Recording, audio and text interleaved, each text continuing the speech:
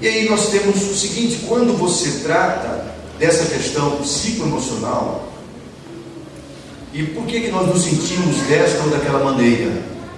Por quê? Porque nós nos relacionamos com os outros. É basicamente o eu e o meu mundo. Então, o mundo que está à minha volta, as pessoas que estão comigo. Então, isso tem um peso muito forte, muito grande. E é por isso que uma pessoa, por exemplo, ela se está endividada, de repente ela se suicida. Recentemente vimos aqui em Aracaju, que aconteceu no empresário, numa palestra que estava inclusive o ministro, um dos ministros lá, e ele suicidou-se na frente das câmeras. Então, por quê? Porque a empresa dele havia falido. Então, por que a pessoa chega a esse estágio?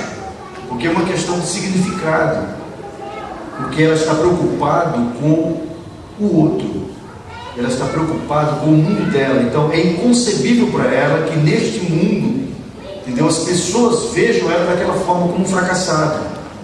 Então eu atendi um rapaz de 19 anos, e esse rapaz ele era filho de um pastor, e ele criado na igreja, um menino muito temente a Deus, muito dedicado. E de repente ele conheceu uma menina na faculdade, e ele saiu com ela e se relacionou sexualmente com essa garota. E automaticamente ele entrou em parafuso. Ele disse: agora, meu pai é pastor da igreja, vai ser um escândalo. E ele então começou a entrar em depressão, sentir chorar o tempo inteiro, e pensou de fato em se suicidar. E ele recebeu o telefonema dele, dizendo: pastor, pelo amor de Deus, o senhor poderia me atender? E aí eu chamei ele, levei até o consultório, dando um desgosto nessa questão que você pode se reabilitar, você pode voltar à sua vida normal, entendeu? Com ele, com a igreja, enfim, ou o desgosto de seu pai te prender. Ora, não. Foi aí que ele caiu a ficha dele, e eu coloquei para ele que os problemas precisam ser enfrentados, a realidade da vida precisa ser enfrentada. E você precisa ter a coragem de ir lá enfrentar a realidade. E a dívida é a dívida, eu vou enfrentar isso. Eu negocio. Com um problema, caiu. Entendeu? Tem um problema espiritual, conserta. Então há um conserto para isso. Você pode se reabilitar na vida. É o emprego que você perdeu, está ameaçado de perder o emprego, não sabe o que vai acontecer na sua vida. Há sempre uma saída, há sempre um caminho. E aí a gente observa que essa relação com o outro, é por isso que eu começo a falar sobre a complexidade das relações humanas, porque nós estamos muito voltados realmente na nossa preocupação para com o outro. E eu coloco aqui que, de acordo com a psicologia, o homem começa a ser pessoa quando é capaz de relacionar-se com os outros, quando se torna capaz de dar e receber e deixar o egocentrismo de lado. Então é quando eu consigo me relacionar com a outra pessoa. E é muito interessante nesse processo de relacionamento da criança, segundo a psicanálise, a criança quando nasce, ela não sabe distinguir entre ela e a mãe. E até os 6 meses, a mãe é como se fosse uma extensão dela. E ela começa a tomar consciência da pessoa, da mãe, após 6 meses. E aí é nessa relação o eu e o outro. É quando eu consigo distinguir eu da outra pessoa. Então tem muitas pessoas que não conseguem pensar no outro, eles pensam somente em si. São aquelas pessoas que vivem no trânsito, pessoas que elas acham que o caminho é somente dela. Se você está na frente, é capaz dela passar por cima de você, porque ela acha que o mundo foi feito unicamente para ela. Ela não sabe relacionar-se com o outro. Mas o homem começa a ser pessoa quando ele é capaz de relacionar-se com o outro. Então esse processo de socialização, ele é algo progressivo e contínuo, que começa muito cedo na vida do ser humano. Assim que a criança nasce, ela passa a receber a influência do meio externo. E o primeiro contato dela é com a mãe.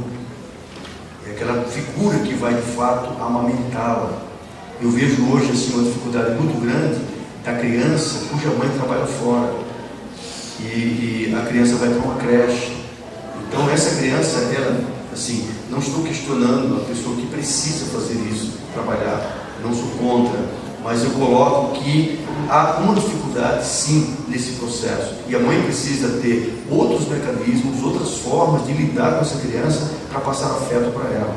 Então precisa, porque um dos grandes problemas é a falta de afeto ou o excesso dele. São duas coisas que podem trazer grandes problemas. Então, a família, ela passa a ser o primeiro grupo social com o qual a criança ela tem contato.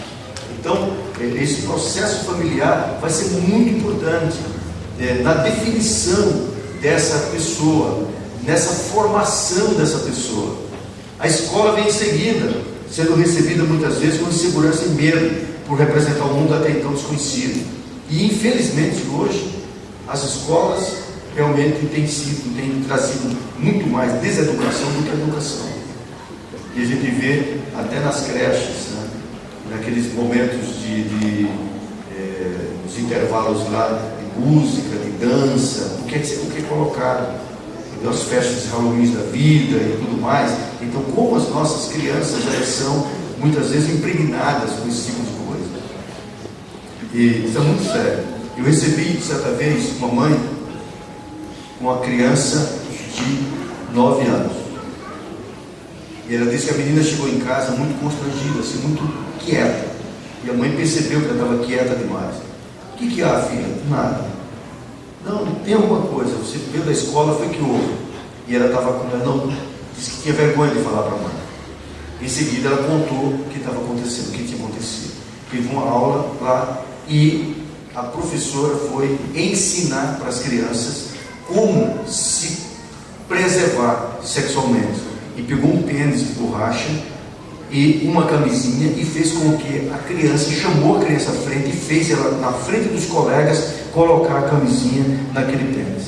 Então, ora, onde nós chegamos? Então, a escola, infelizmente, hoje, ela tem trazido coisas muito ruins. Eu louvo a Deus quando vejo uma igreja como esta, preocupada com a educação infantil e com o projeto de montar uma escola aqui para os filhos de crentes. Então, eu louvo a Deus por isso. A gente precisa mudar essa realidade. Então, para que haja um interrelacionamento, são necessários e imprescindíveis 2 elementos: o eu e o outro. Então, como eu coloquei, o modo como eu me sinto vai depender do significado que eu dou para aquilo. Então, às vezes a pessoa, uma simples crítica é suficiente para que a pessoa desconsidere todas as coisas boas que aconteceram. Porque ela está preocupada com o julgamento do outro. Então, quando uma pessoa que tem uma autocrítica muito desenvolvida, ela vai ter sérios problemas, porque ela está preocupada com o julgamento das outras pessoas. Então, essa relação, o eu e o outro, ela é muito importante nesse processo de desenvolvimento do ser humano. Então, conviver, ou viver com, é a capacidade de partilhar a vida, as atividades com os outros. A convivência formativa ajuda no processo de reflexão, interiorização pessoal e autorregulação do indivíduo. Então, é muito importante trabalharmos essa questão da convivência entre as pessoas. Você conviver bem, ou viver com, ou aprender a viver com a outra pessoa. E é você viver de fato com as diferenças.